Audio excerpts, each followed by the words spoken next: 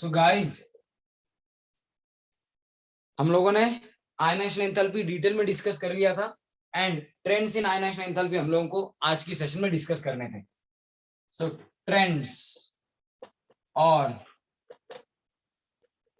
Variation in क्या ionisation enthalpies.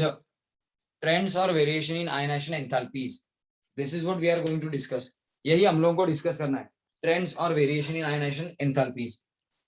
तो shall I start with this particular thing? हम लोगों को यही डिस्कस करना है, ट्रेंड्स और वेरिएशन इन आयनाइजेशन एंथैल्पीज. तो आयनाइजेशन एंथैल्पी कैसे वैरी होती है, कैसे नहीं होती है, ये सब हम लोगों को आज की सेशन में देखना है. तो पहले तो हम लोगों को देखना पड़ेगा कि कौन से फैक्टर आयनाइजेशन एंथैल्पी को डिसाइड करते हैं, यानी कि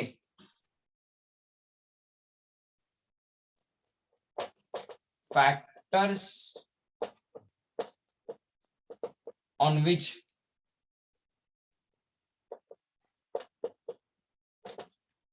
ionization enthalpy depends.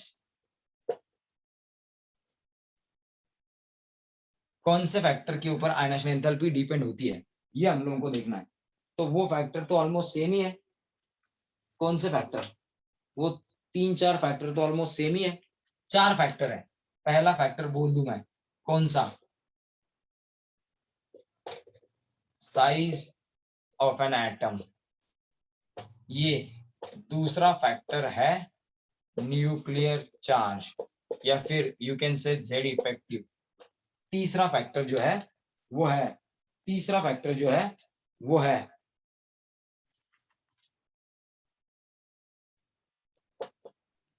Screening and shielding और स्क्रीनिंग इफेक्ट, यानी कि एस स्टार या सिग्मा. एंड जो लास्ट फैक्टर है दैट इज उस एटम का इलेक्ट्रॉनिक कॉन्फ़िगरेशन का नेचर क्या है, नेचर ऑफ इलेक्ट्रॉनिक कॉन्फ़िगरेशन. ये नया फैक्टर, ज्यादा डिफरेंट नहीं है लेकिन डिस्कस तो करना पड़ेगा. सो ये 4 फैक्टर्स ऐसे हैं जो डिसाइड करते हैं, ये 4 फैक्टर ऐसे हैं जो डिसाइड करते हैं कि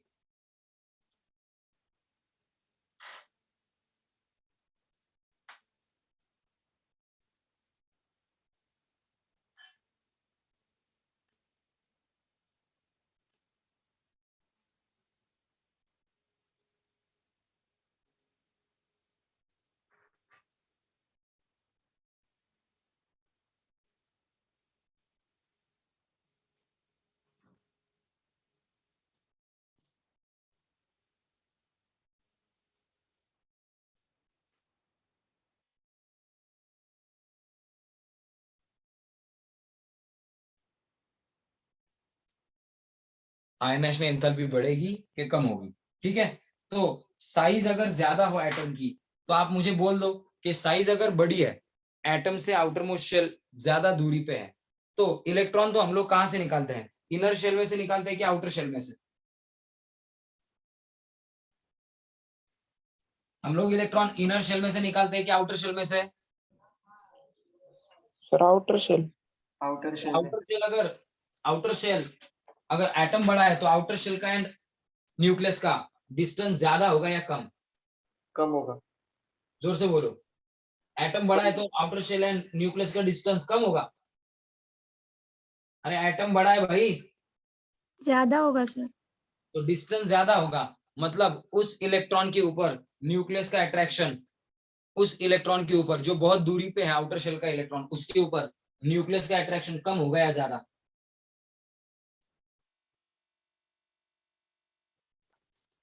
नहीं समझ में आ रहा है? अरे क्या पहला फैक्टर हम लोग डिस्कस कर रहे हैं, कौन सा? साइज ऑफ एन एटम का factor. If size of an atom is large, बड़ी है साइज, तो size of an atom is large, तो तो क्या होगा? अगर एटम की साइज लार्ज है तो क्या होगा? Distance between outermost shell and nucleus will be more. Yes or no? Distance बड़ा होगा ना. देखो छोटा एटम है, आउटर मोस्ट शेल यहीं पे है, लेकिन अगर बड़ा एटम है, क्या है, बड़ा एटम है, उसका और आउटर शेल का डिस्टेंस ज्यादा होगा या कम? Are you getting me? Yes sir. कुछ समझ में आ रहा है? Yes sir. तो डिस्टेंस ज्यादा होगा तो जो इलेक्ट्रॉन पास में है उस पे अट्रैक्शन ज्यादा होता है ये, या फिर जो इलेक्ट्रॉन दूर है उस पे अट्रैक्शन ज्यादा होता है न्यूक्लियस का? फटाफट बोलो.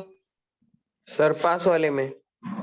तो अब जो दूर वाला इलेक्ट्रॉन है बिगर एटम का, दूर वाला इलेक्ट्रॉन, बिगर एटम में आउटर शेल तो दूर है, तो आउटर शेल का इलेक्ट्रॉन भी दूर है, तो आउटर शेल के इलेक्ट्रॉन के ऊपर अट्रैक्शन ज्यादा होगा कि कम? इफ एटम इज बिगर, क्या होगा? Therefore in case of bigger atom attraction क्या होगा? किसके बीच? Attraction between outermost shell electron and nucleus. इनके बीच अट्रैक्शन क्या होगा? इनके बीच अट्रैक्शन क्या होगा? फटाफट बोलो. ज्यादा या कम? आउटर मोस्ट शेल का इलेक्ट्रॉन जो है बिगर एटम का, उसमें और न्यूक्लियस में अट्रैक्शन क्या होगा? ज्यादा या कम? फटाफट बोलो. अट्रैक्शन ज्यादा होगा या कम? आपका यही प्रॉब्लम है. अरे एटम बड़ा है, आउटर मोस्ट शेल का इलेक्ट्रॉन एंड न्यूक्लियस के बीच अट्रैक्शन ज्यादा होगा कि कम? कम होगा सर।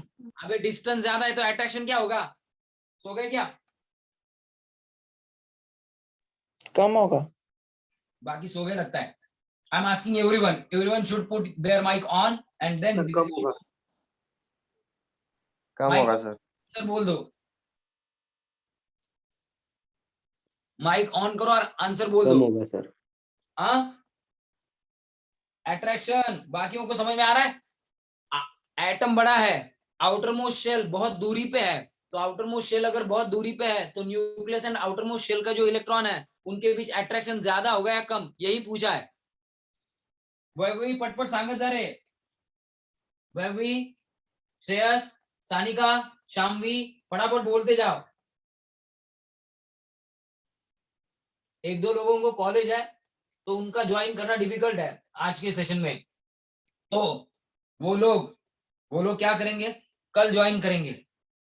तो एक दो लोग कम है, वो जाने दो, संस्कृति नहीं है एंड और एक कौन नहीं है, लेकिन बाकी तो है. आंसर करते जाओ. कुशल, कौस्तुभ, अरे कर देगा आंसर सांगा सर मैंने पटपट. बोला। हाँ, मैंने बोला पहले सर। मानव, महक, सानिका, सानिका बोल कुछ तो. दीक्षा काहीतरी सांग रे. दीक्षा, दिशा, गौरव, हर्ष, फटाफट सांगा काहीतरी. वेळ नका घालू.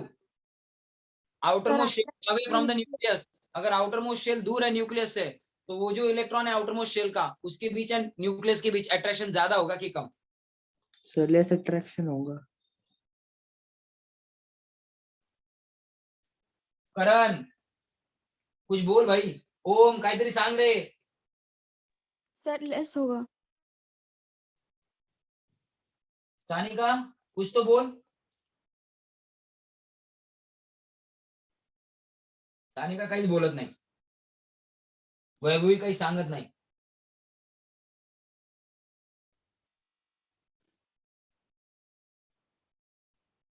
वैभवी पटकन सांगितलं नाही. श्रेयस, दोघांनी श्रेयस आंसर पटकन सांगितलं नाही. तनय जल्दी आंसर बोला नहीं तो मैं यहीं पे रुका रहूंगा.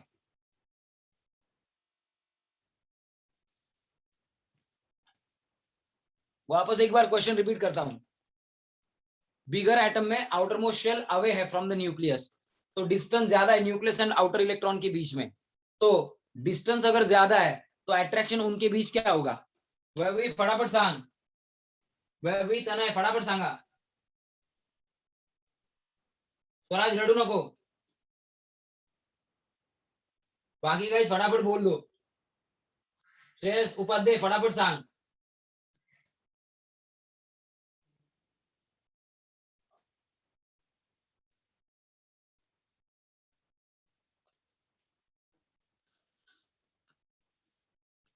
जाऊ दे, तुम्हाला आन्सर नाही करायचं का बाकीच्यांना? दीक्षा, दिशा, शामवी, सानिका, जेनिफर. जेनिफर ने तो किया, बाकियों को करना है कि नहीं करना है? सर मैंने भी बोला ना। सर मैंने भी बोला था अभी। अट्रैक्शन लेस होगा. तो अगर अट्रैक्शन लेस है आउटर मोस्ट इलेक्ट्रॉन के ऊपर, तो आउटर मोस्ट इलेक्ट्रॉन निकालना इजी है. मतलब कम एनर्जी में आउटर मोस्ट इलेक्ट्रॉन हम लोग उस इलेक्ट्रॉन उस एटम में से सेपरेट कर सकते हैं कि नहीं कर सकते. Whether it will be easy to remove electron और नॉट. अगर आउटर मोस्ट शेल के और इलेक्ट्रॉन के बीच में, आउटर मोस्ट शेल के इलेक्ट्रॉन एंड न्यूक्लियस के बीच में अट्रैक्शन कम है क्योंकि एटम बिगर है, तो आउटर मोस्ट शेल का इलेक्ट्रॉन इजीली रिमूव हो सकता है की नाही? वैभवी पटपट सांग. वैभवी आन्सर वैभवी आणि सानिका दोन्ही सांगणार, त्याच्यानंतर दोन्ही श्रेयस सांगणार. इलेक्ट्रॉन रिमूव करना इजी होगा कि डिफिकल्ट? कम एनर्जी में इलेक्ट्रॉन रिमूव होगा या ज्यादा एनर्जी लगेगी? फटाफट बोलो. अरे एनर्जी जास्त पाहिजे की कमी? श्रेयस ऐकू येतं का तुला? उपाध्याय दोन्ही, उपाध्याय आणि पाधीर दोघांना ऐकू येतं का? श्रेयस, वैभवी ऐकायला आलं का तुला? सानिका, दिशा, माझा आवाज येतोय का तुम्हाला? तो आंसर हाँ, बता. सर। यस मत कर, आई एम आस्किंग यू. Therefore,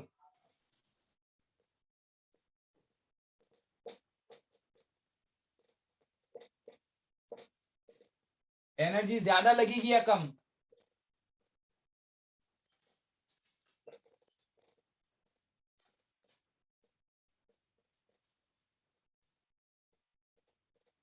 फटाफट बोलो. एनर्जी ज्यादा यस या कम? I am asking you. Yes sir कहे जा रहे हो. क्वेश्चन ये आपके सामने है and you are saying yes sir. क्या बात है. अरे भाई फटाफट बोलो.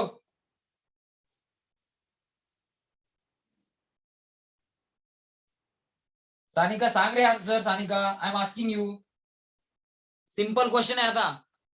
अट्रॅक्शन कमी आहे, जास्त एनर्जी लागेल तो इलेक्ट्रॉन रिमूव्ह करण्यासाठी की कमी? दीक्षा, सानिका बता दो.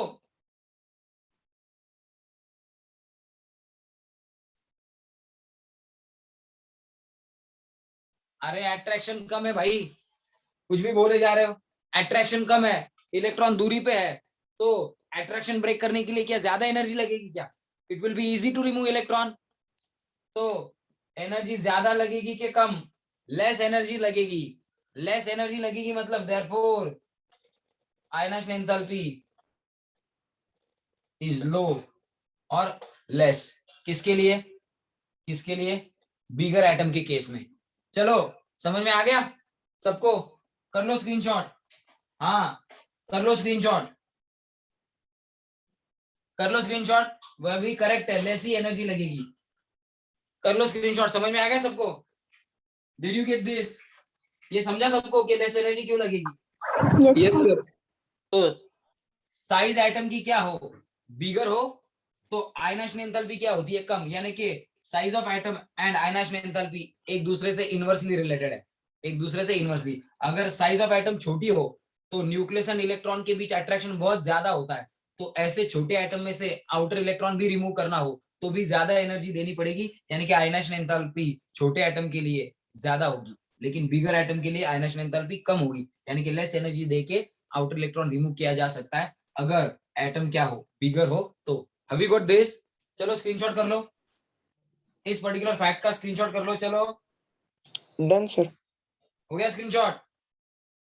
यस हो गए सर सर. यस सर चलो रब कर देता हूं. एक फैक्टर तो डिस्कस करके हो गया, न्यूक्लियर चार्ज भी फटाफट कर लेंगे, स्क्रीनिंग श्रीनिंग भी कर लेंगे. सब फैक्टर हो गए, ट्रेंड्स खत्म, ये पीरियोडिक प्रॉपर्टी खत्म.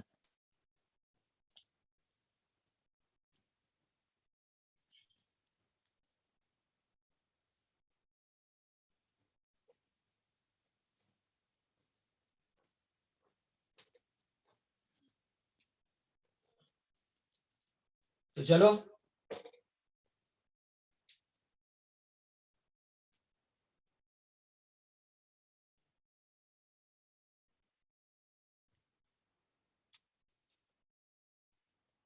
ionization energy is inversely proportional to size of an atom. This is the thing. ये आपको याद रखना है. सेकेंड फैक्टर कौन सा है? सेकेंड फैक्टर कौन सा डिस्कस करना था? फटाफट बोलो. Sir nuclear charge. आपको ये तो न्यूक्लियर चार्ज, ये फैक्टर डिस्कस करना तो एकदम इजी है. ज्यादा न्यूक्लियर चार्ज होगा तो क्या होगा? इलेक्ट्रॉन टाइटली हेल्ड होगा.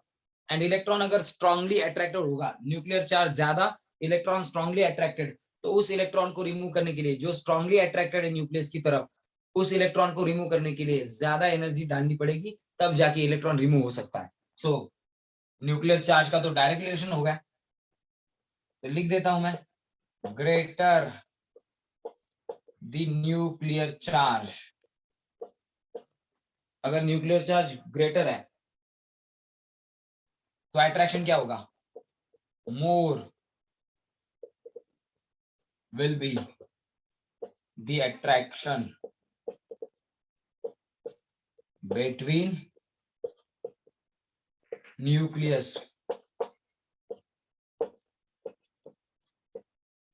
And outer atom. Nucleus and outer atom के बीच अट्रैक्शन क्या? ज्यादा. आउटर मोस्ट इलेक्ट्रॉन के बीच अट्रैक्शन क्या? ज्यादा. And therefore more energy is required to break the attraction and to remove the electron, and therefore ionization energy is more if nuclear charge is more. समझा? Ionization energy ज्यादा ही होगी अगर nuclear charge ज्यादा होगा. तो क्यों? न्यूक्लियस एंड आउटर इलेक्ट्रॉन अगर पास पास है तो इनके बीच का अट्रैक्शन बहुत ज्यादा होगा. अगर ये पास है तो इनके बीच का अट्रैक्शन ज्यादा होगा. न्यूक्लियर चार्ज ज्यादा है तो इनके बीच का अट्रैक्शन अगर ज्यादा होगा तो ये अट्रैक्शन ब्रेक करके इलेक्ट्रॉन को रिमूव करने के लिए हम लोगों को ज्यादा एनर्जी देनी पड़ेगी. सो आयनाइजेशन एंथैल्पी ज्यादा ही होगी, इसलिए हम लोग लिखेंगे क्या? Ionisation energy is directly proportional to, किस फैक्टर के साथ डायरेक्टली प्रोपोर्शनल? न्यूक्लियर चार्ज के साथ directly proportional. Have you got this? ये तो एकदम इजी फैक्टर था. यस और नो? न्यूक्लियर चार्ज बढ़ा, आयनाइजेशन एनर्जी बढ़ी. Have you got this? सबको समझा रही है? Yes sir. हाँ सर. Yes sir. समझा? तो अब तीसरा फैक्टर कौन सा है? That is most important. इसके लिए थिंकिंग जरा अलग लेवल पे करना पड़ता है. स्क्रीनिंग और शील्डिंग इफेक्ट. हाँ, स्क्रीनिंग और शील्डिंग इफेक्ट का डिस्कशन जरा अलग लेवल का है, क्योंकि स्क्रीनिंग एंड शील्डिंग इफेक्ट का रिलेशन न्यूक्लियर चार्ज के साथ अपोजिट है. स्क्रीनिंग एंड शील्डिंग इफेक्ट का रिलेशन न्यूक्लियर चार्ज के साथ अपोजिट है. तो आयनाइजेशन एनर्जी के साथ क्या रिलेशन होगा ये देखना है. स्क्रीनिंग और शील्डिंग इफेक्ट. अब आप लोगों को स्क्रीनिंग एंड शील्डिंग इफेक्ट की ऑर्डर पता है? अगर स्क्रीनिंग या शील्डिंग इफेक्ट बढ़ गया, if screening effect of inner electrons increases, screening effect of inner electrons increases, then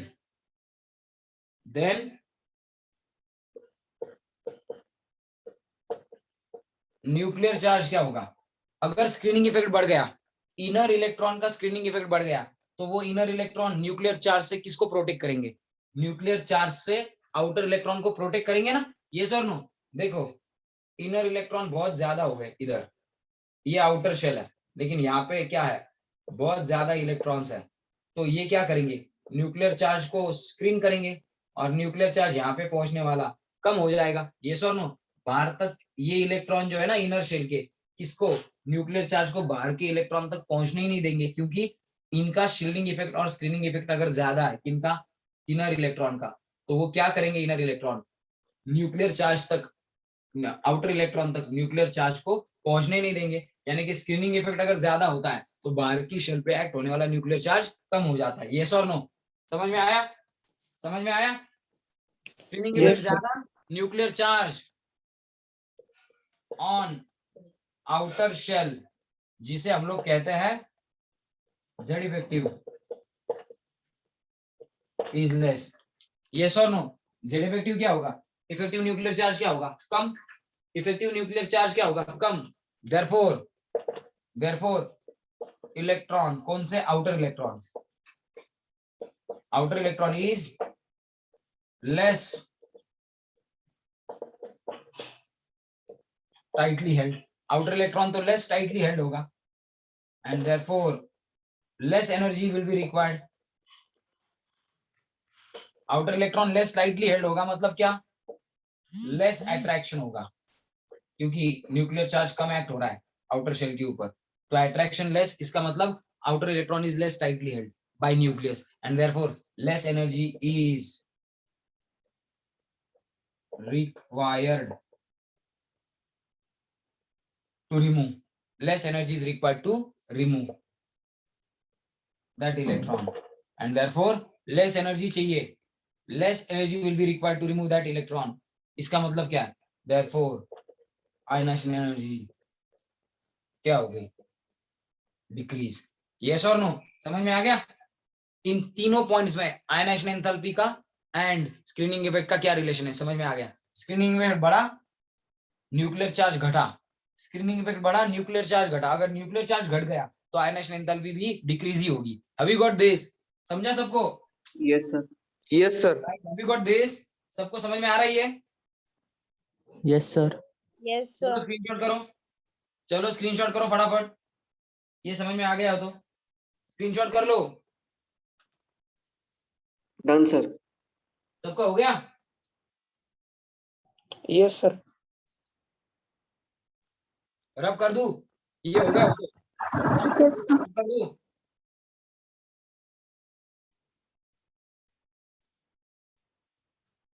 screenshot झाला ना सगळ्यांचा?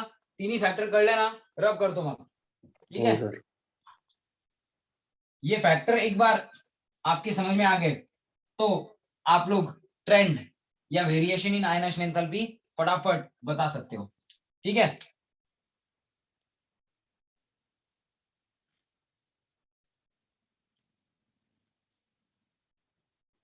जरा ध्यान दो आप।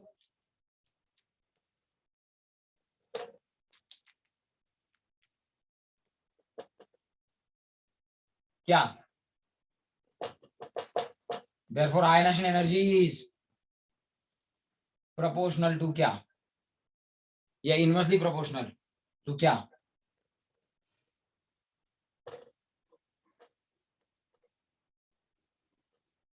इनवर्सली प्रोपोर्शनल टू क्या?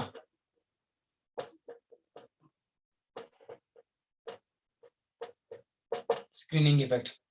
स्क्रीनिंग इफेक्ट बढ़ा, आउटर शेल पे एक्ट होने वाला न्यूक्लियर चार्ज कम हो गया तो आयनाइजेशन एंथैल्पी भी कम हो गई। ये रिलेशन है screening effect and ionisation enthalpy में, ठीक है? तो अब लास्ट जो फोर्थ फैक्टर है that is nature of electronic configuration of an atom. आपको पता होगा दी हाफ फिल्ड एंड क्या? कंप्लीटली फिल्ड subshells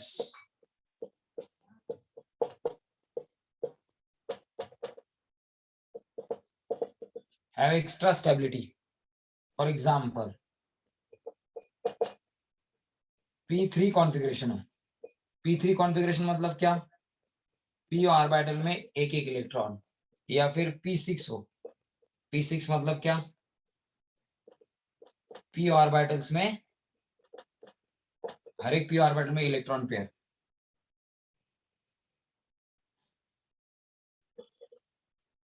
एग्जाम्पल 2 देता हूं, d5 कॉन्फ़िगरेशन हो।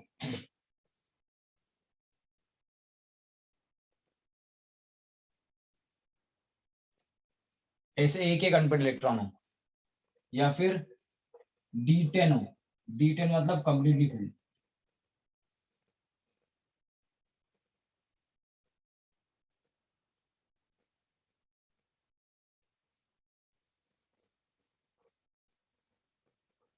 ऐसा कॉन्फ़िगरेशन हो, या फिर F7 हो,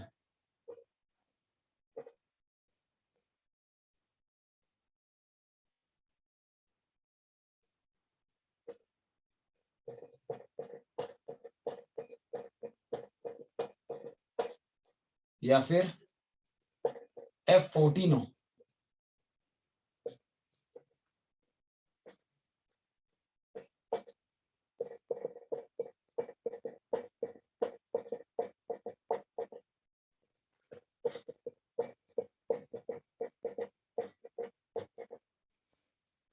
या 14 हो। P3 यानी कि हाफ फिल्ड, P6 यानी कि फुल फील्ड कहता हूं। कंप्लीटली फील्ड की जगह पे क्या लिखता हूं? Full field. ये यानी कि हाफ फील्ड, ये full field. Half field, full field, ऐसे इलेक्ट्रॉनिक अरेंजमेंट्स को ज्यादा स्टॅबिलिटी होती आहे। या टाइपच्या इलेक्ट्रॉनिक अरेंजमेंट असतील, एखाद्या ऍटम मध्ये P3 कॉन्फिगरेशन असेल म्हणजे p ऑर्बिटल मध्ये 3 इलेक्ट्रॉन असेल, म्हणजेच p ऑर्बिटल हाफ फील्ड असेल, किंवा P6 असेल म्हणजे p ऑर्बिटल फुल फील्ड असेल, तर अशा इलेक्ट्रॉनिक कॉन्फिगरेशन मुळे त्या ऍटमचं, ज्याच्यामध्ये असं इलेक्ट्रॉनिक कॉन्फिगरेशन आहे, त्या ऍटमची स्टॅबिलिटी काय असते? जास्त। म्हणजे एखाद्या ऍटमचं कॉन्फिगरेशन P3 असेल किंवा P6 असेल, it will be more stable. कुठल्या ऍटम मध्ये D5 किंवा D10 असं कॉन्फिगरेशन असेल, it will be more stable. कोणामध्ये F7 किंवा F14 असं कॉन्फिगरेशन असेल, तो ऍटम पण हाफ फील्ड किंवा फुल फील्ड ऑर्बिटल असल्यामुळे, हाफ फील्ड किंवा फुल फील्ड सबशेल असल्यामुळे तो ऍटम पण मोर स्टेबल असेल। अशा इलेक्ट्रॉनिक कॉन्फिगरेशन मुळे ऍटम काय असतो? मोर स्टेबल। कळलंय का? Have you got this? समझ में आ गया? Full filled and half filled configuration क्या होता है? Yes, sir. This- ये समझा? आया ना? Did you get this? ये समझा? उपाध्याय को बुलाओ रे, उपाध्याय भाग गया, उसको बुलाओ। हे समजलं का सगळ्यांना? हे समजलंय का सगळ्यांना? येस और नो? Yes, sir. हाँ सर। Yes, sir. हाँ, वेट अ मिनिट।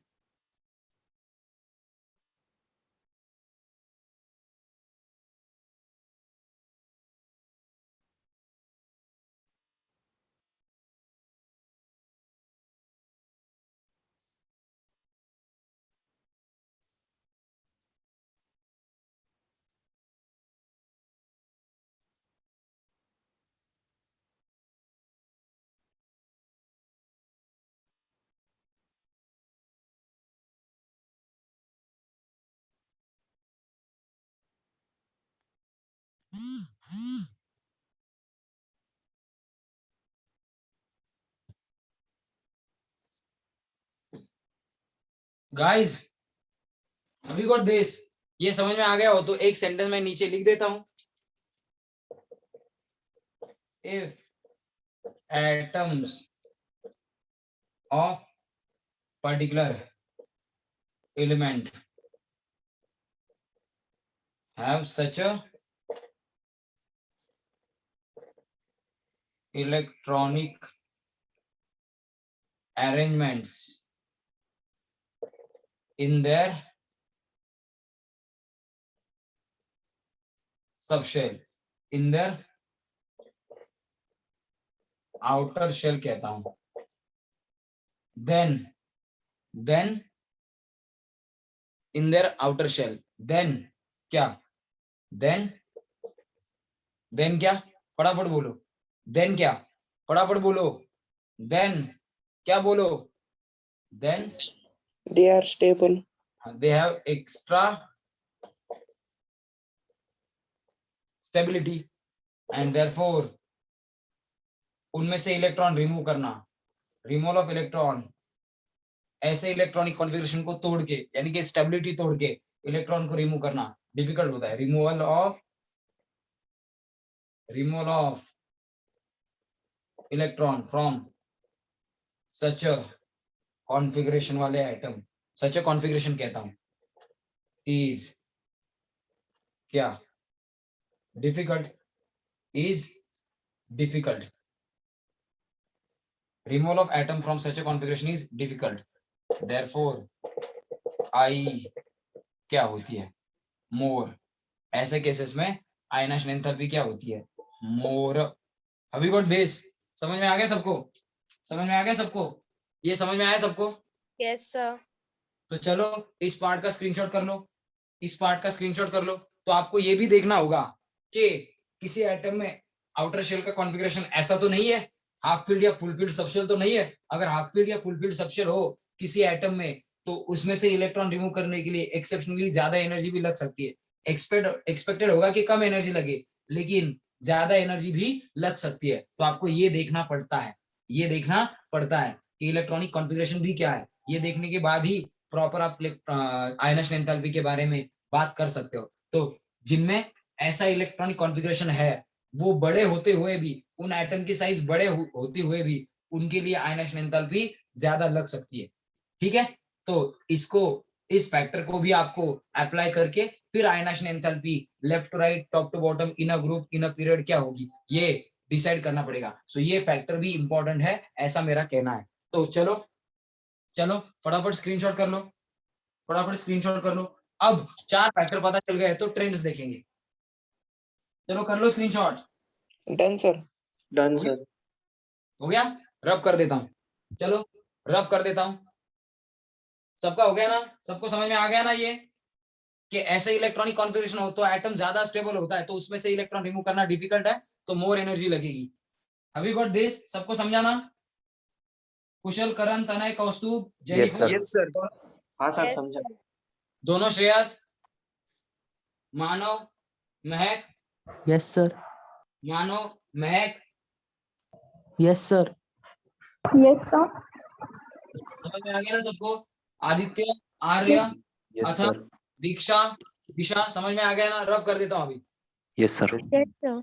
अब ट्रेंड देखेंगे, अब ट्रेंड्स देखेंगे, क्योंकि फैक्टर कौन से है आयनाइजेशन एंथैल्पी को अफेक्ट करने वाले, वो फैक्टर्स हम लोगों को पता चल चुके हैं। तो अब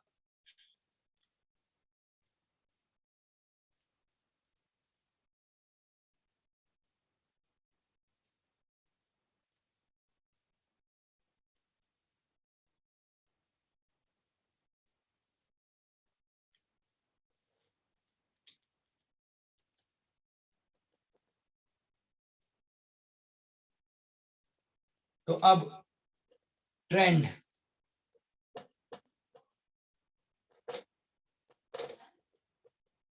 variation in ionisation enthalpy, trend और वेरिएशन इन आयनाइजेशन एंथैल्पी। तो अब इन पीरियोडिक टेबल हम लोग इन पीरियोडिक टेबल ग्रुप के बारे में बात करेंगे, एंड फिर पीरियड्स के बारे में, इलेक्ट्रॉनिक पीरियड्स के बारे में, कैसे आयनाइजेशन एंथैल्पी वेरी होती है वो देखेंगे। पहला ट्रेंड तो क्या है?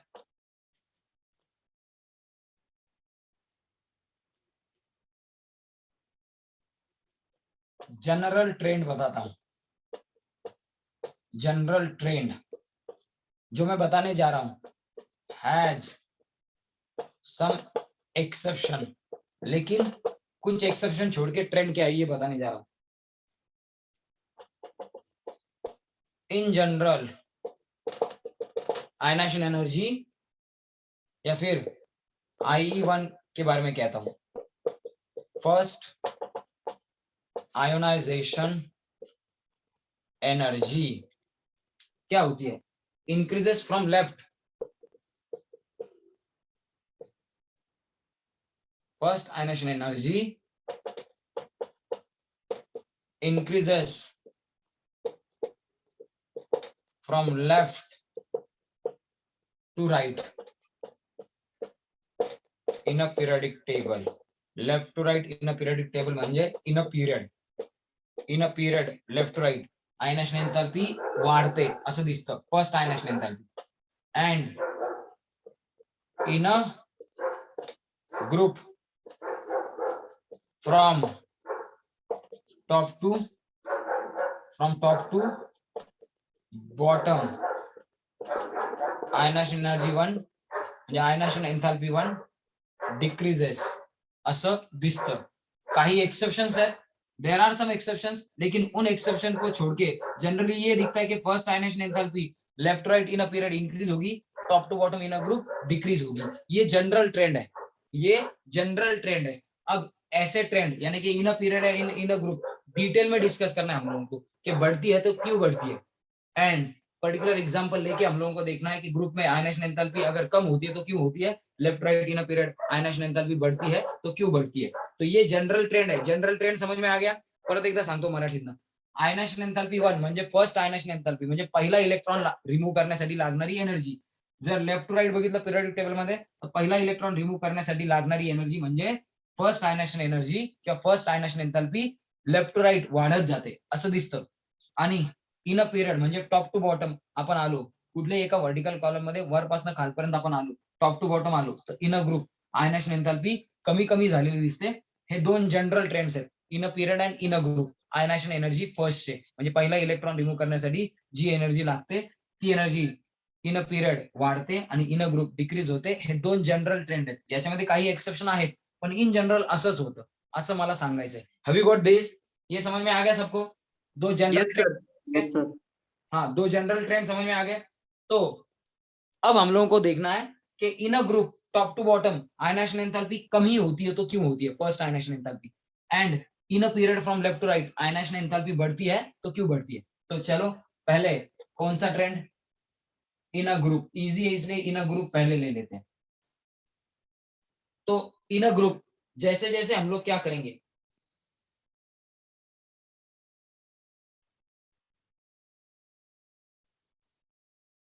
जैसे जैसे हम लोग इन अ ग्रुप नीचे नीचे आएंगे, व्हाट विल हैपन,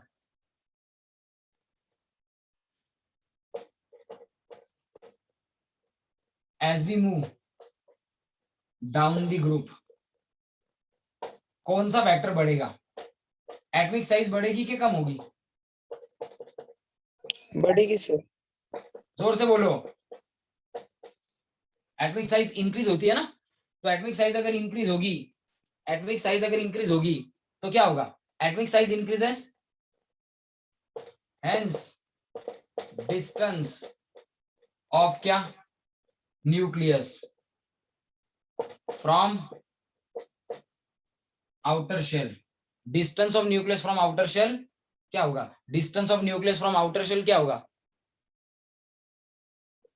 Increase होगा. increases.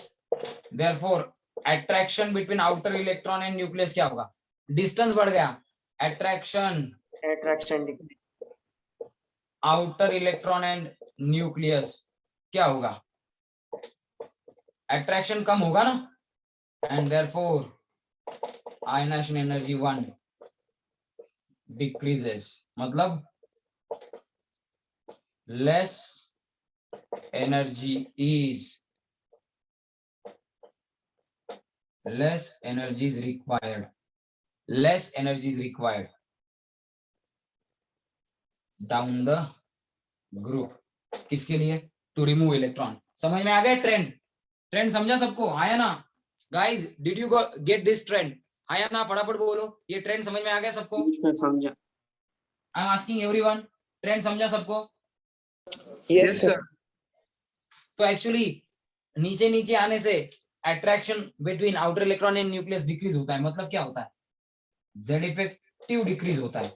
Actual nuclear charge experience by outer electron वो डिक्रीज हो जाता है, एंड इसीलिए कम एनर्जी लगती है. जैसे जैसे साइज बढ़ती है इलेक्ट्रॉन को रिमूव करने के लिए कम एनर्जी लगती है, एंड इसीलिए आयनाइजेशन एंथैल्पी 1 डिक्रीजेस. कैसे, डाउन द ग्रुप. चलो इस पर्टिकुलर डिस्कशन का स्क्रीनशॉट कर लो, फटाफट स्क्रीनशॉट कर लो. एक एग्जांपल देता हूं, एक पर्टिकुलर ग्रुप 1 के एलिमेंट्स का, ग्रुप 1 के एलिमेंट्स की आयनाइजेशन एंथैल्पी की वैल्यूज बता देता हूं. ग्रुप 1 यानी कि अल्कली मेटल्स की आयनाइजेशन एंथैल्पी की वैल्यू बता देता हूं. चलो फटाफट. Done sir. तो हो गया, Done sir. हाँ sir. हो गया, सबको समझ में आ गया. वैभवी, आदित्य, आर्य, अथर्व, समझ में आ गया. दीक्षा, दिशा, अरे समझ में आ गया.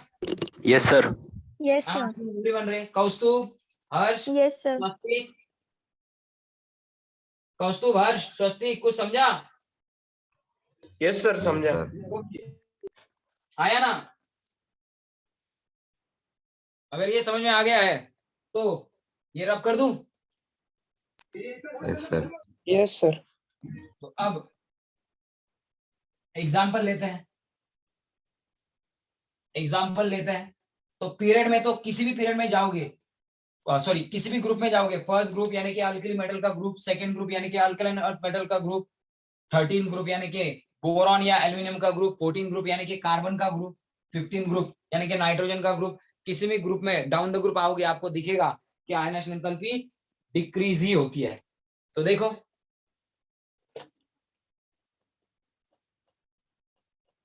आयोनाइजेशन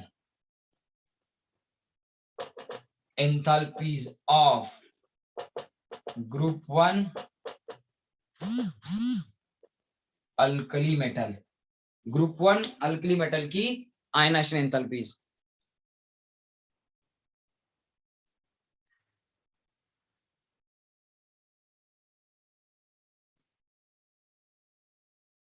तो चलो पहले देखो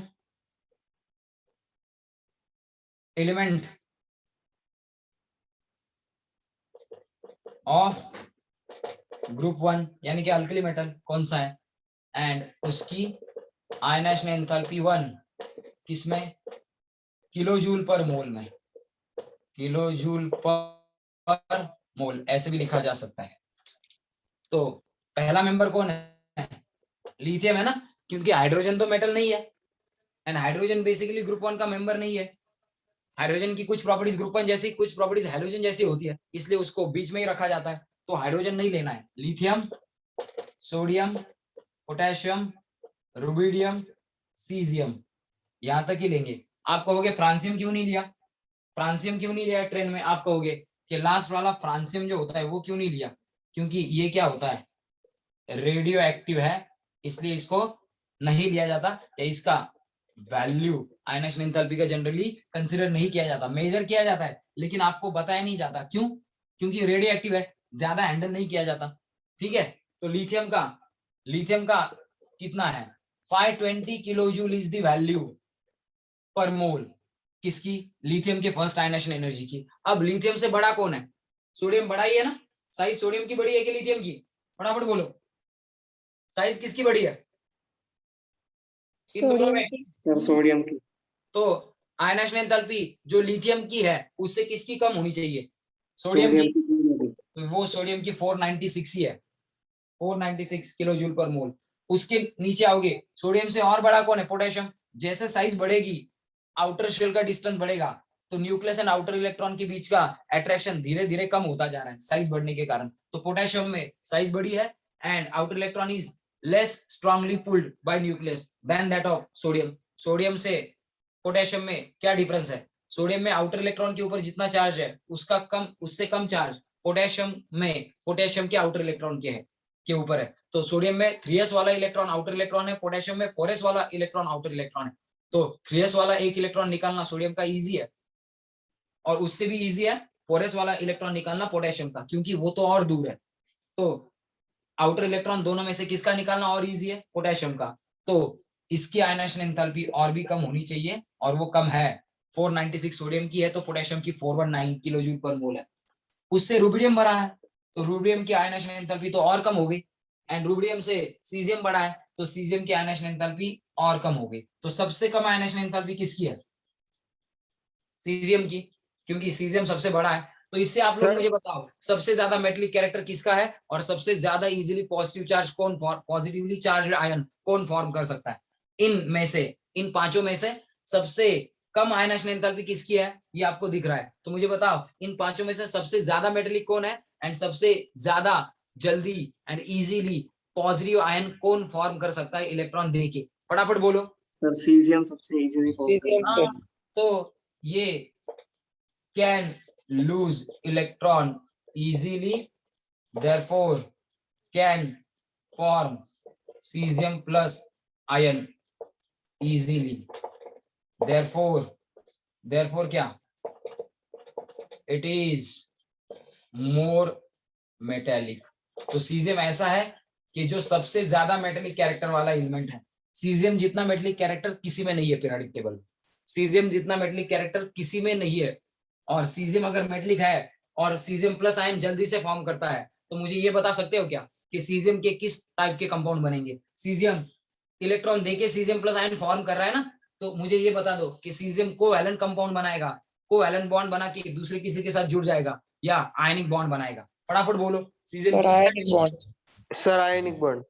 इजीली इलेक्ट्रॉन देता है ना, आयनिक बॉन्ड बनेगा। होता है ना, तो इलेक्ट्रॉन देने की टेंडेंसी ज्यादा है, मेटलिक कैरेक्टर है। Therefore compounds of caesium mostly कैसे होंगे? Compounds of caesium will be all ionic. Yes और नो? आयनिक कैरेक्टर वाले ही कंपाउंड सीजियम बनाएगा, हाँ या ना? समझ में आ गया? अरे कुछ समझा लॉजिक? यस और no? I am asking everyone. Sir समझा।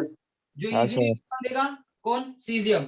वो easily caesium plus ion form करेगा, मतलब सबसे ज्यादा मेटलिक कैरेक्टर किसका है? सीजियम का। तो इलेक्ट्रॉन लूज करने की टेंडेंसी इजी है, रेडिली लूजेस इलेक्ट्रॉन। तो अगर इलेक्ट्रॉन लूज इजीली करता है, पॉजिटिव आयन इजीली फॉर्म करता है, तो किसी के साथ भी जुड़ेगा तो इलेक्ट्रॉन देके जुड़ेगा, मतलब आयनिक कंपाउंड ही मोस्टली फॉर्म करेगा सीजियम। तो सीजियम के सभी कंपाउंड कैसे होंगे? मोस्टली आयनिक ही होंगे। Have you got this? समझा कि नहीं? ये डिस्कशन समझ में आया कि नहीं yes sir. Guys? Did you get this? सबको समझा ये? Yes sir. So down the group क्या हो रही है? आयनाइजेशन एंथैल्पी, साइज क्या हो रही है?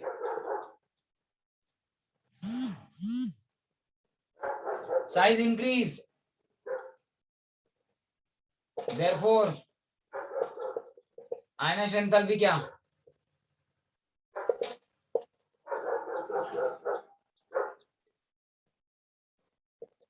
समझ में आ रहा है? Size increase, therefore ionisation enthalpy क्या हो रही है? Decrease. Size increases, ionisation enthalpy क्या हो रही है? डिक्रीज। कुछ समझ में आया? Yes sir. तो चलो इसका स्क्रीनशॉट कर लो भाई फटाफट, सब लोग कर लो स्क्रीनशॉट, चलो फटाफट guys, do take the screenshot, चलो जल्दी। हो गया सर। सबका हो गया? यस और नो? सर। Yes sir. तो अब अगर आपका ये हो चुका है, तो अब सिर्फ किसकी बात करेंगे? Left to right.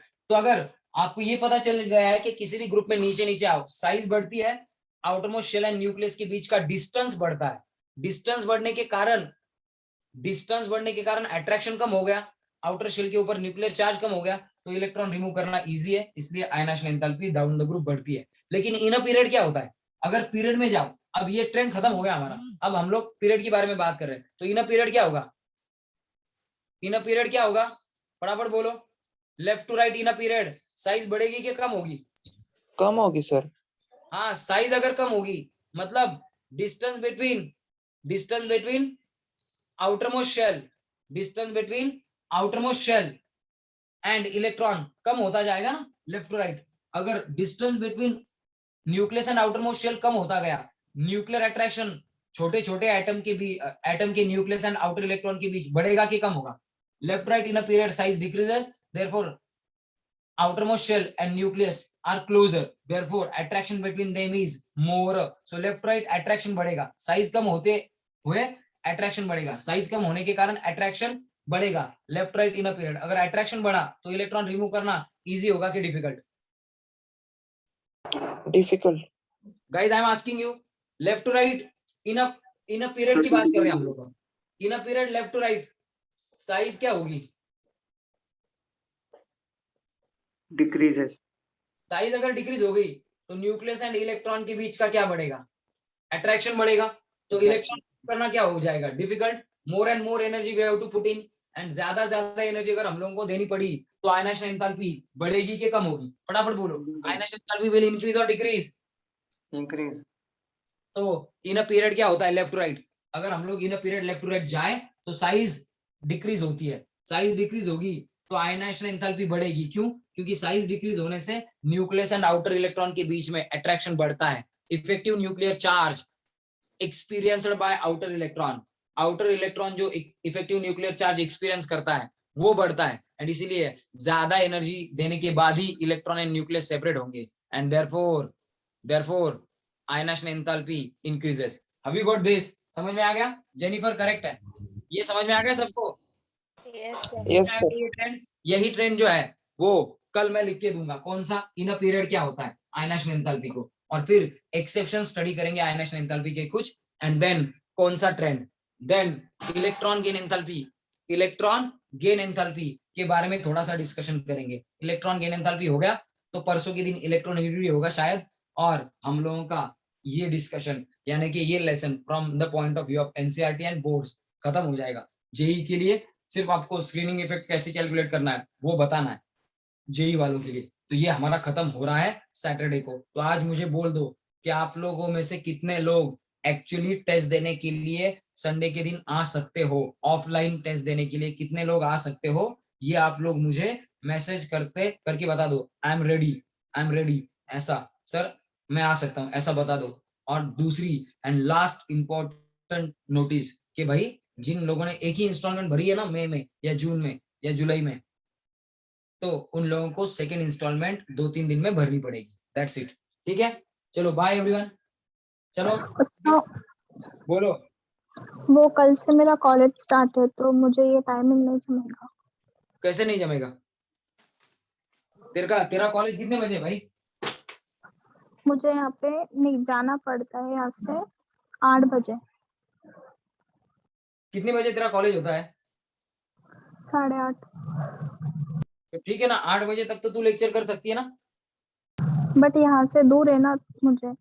तो 8 बजे तक तो तू कर सकती है ना, 8 बजे निकलती है ना तू कॉलेज के लिए। हाँ 8 बजे कर सकती हूँ। तो जो भी 15-20 मिनट का लेक्चर होगा वो मैं तुझे एक्सप्लेन कर सकता हूँ, ठीक है? जो सेशन जहां से तू लेफ्ट करेगी वहां से आगे का पार्ट मैं तुझे शाम को बता दूंगा। यस और नो? ओके ठीक है, चलो बाय एवरीवन, बाय, चलो। Yes Thank sir, Sir. चलो bye. Sir Thank you, sir. वो Bye, sir. सब्जेक्टिव टेस्ट में न्यूमेरिकल्स आने वाले हैं क्या सर? क्या?